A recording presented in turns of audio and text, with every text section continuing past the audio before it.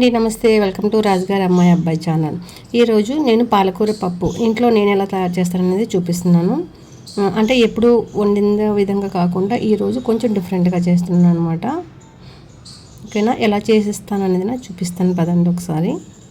దీనికోసమని ఒక కట్ట పాలకూర తీసుకున్న తర్వాత కట్ట పాలంగా ఉండగానే బకెట్లో వేసి ఒక 10 నిమిషాల పాటు అట్లా వదిలేయాలి. ఎందుకంటే ఈ మధ్య పురుగులు లాంటివి, జెర్లు లాంటివి కూడా వస్తున్నాయి అన్నమాట. అందుకని అది తీసి ముందు ఒక 10 నిమిషాల తర్వాత నీట్గా కడుక్కున్న తర్వాత అప్పుడు క్లీన్ చేసుకొని ముక్కలుగా కట్ చేసుకోవాలి.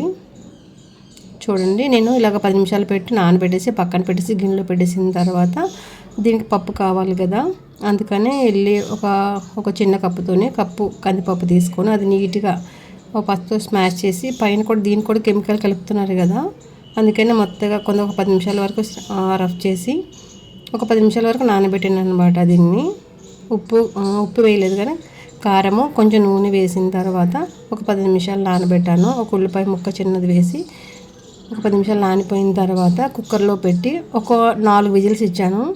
చూడండి ఎంత మెత్తగా వచ్చిందో.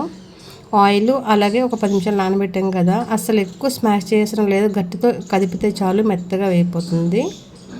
ఇది అయిపోయేలోపు నేను క్లీన్ చేసి పక్కన పెట్టుకున్నాను కదా, కడిగేసి పక్కన పెట్టుకున్నాను కదా, అది ఓన్లీ ఆకులుగా తీసుకున్నాను. ఎందుకంటే ఇది కొంచెం ముద్రగా ఉందన్నమాట. ఆకు తీసుకొని నీట్గా కట్ చేసేసుకున్నాను.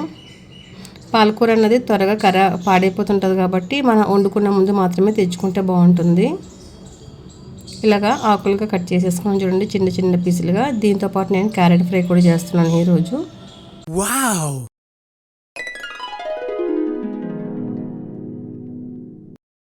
కళాయి పెట్టుకొని మనకు తగినంత ఆయిల్ వేసుకోవాలి. నేను వేసింది నువ్వుల నూనె అనమాట, అందుకే అది పొగల్లా వస్తుంది, అది ఏమంటారు నురగలా వస్తుంది. అది కర్రీ మాత్రం చాలా టేస్ట్ వస్తుంది ఈ నువ్వుల నూనెతో మాత్రము వంట చేస్తే. ఆవాలు జీలకర్ర వేసాను, అది వేగిన తర్వాత ఒక 2 ఉల్లిపాయలు కట్ చేశాను, అవి కూడా వేసాను. అవి ఎర్రగా వచ్చేంత వరకు వేపుకోవాలి. ఇందులో ఒక 2 పచ్చిమిర్చి కూడా కట్ చేసి వేసుకోవాలి.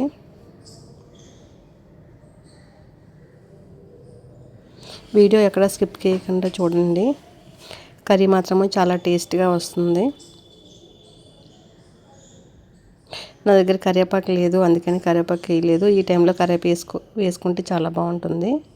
అలాగే మనం కట్ చేసి పక్కన పెట్టుకున్న పాలకూర కూడా వేసుకొని ఆయిల్ మొత్తము బయటకు వచ్చేంత వరకు ఫ్రై చేసుకోవాలి. డైరెక్ట్గా పప్పులో వేసి ఉడికించుకున్నా చాలా బాగుంటుంది. అలాగే ఇలా ఫ్రై చేసి పప్పు వండుకున్నా సరే చాలా బాగుంటుంది. పాలకూరతో ఏ రెసిపీ చేసుకున్నా సరే చాలా టేస్ట్గా ఉంటుంది, హెల్త్కి కూడా చాలా మంచిది. పాలకూరలో వాటర్ ఎక్కువ ఉంటుంది కాబట్టి ఆ వాటర్తోనే ఆకు మొత్తము వేగిపోతుంది. ఇప్పుడే దీనికి తగినంత సాల్ట్ వేసుకోవాలి. సాల్ట్ వేసినప్పుడు పాలకూరలను చూసుకొని వేసుకోవాలి. ఉప్పు పట్టేంత వరకు కూడా బాగా వేపాలి.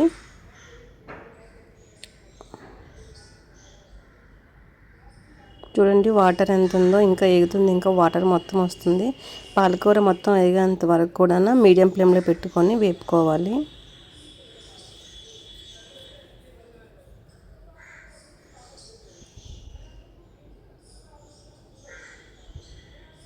మనకి పాలకూర ఆల్మోస్ట్ వేగిపోయింది. ఈ టైంలోనే మనం ఉడకబెట్టి పక్కన పెట్టుకున్న పప్పు వేసుకోవాలి.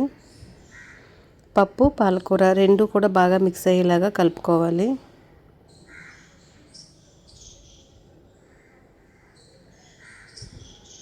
ఇప్పుడు మనం చేసుకున్న పప్పు రైస్లోకి బాగుంటుంది, చపాతీలోకి కూడా చాలా బాగుంటుంది, పుల్కలోకి చేసుకున్న బాగుంటుంది.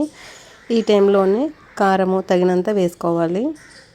మనం ఆల్రెడీ పప్పులో ఉడకబెట్టుకున్నప్పుడు కారం వేసుకున్నాం కదా, ఏమైనా తగ్గినట్టయితే ఈ టైంలోనే ఉప్పు కారం కూడా చూసుకొని వేసుకోవాలి. ఇక్కడ వీడియో స్కిప్ చేయకుండా చూడండి. అలాగే మనకి ఎంత పలచగైతే కావాలో చూసుకొని వాటర్ వేసుకొని కలుపుకోవాలి.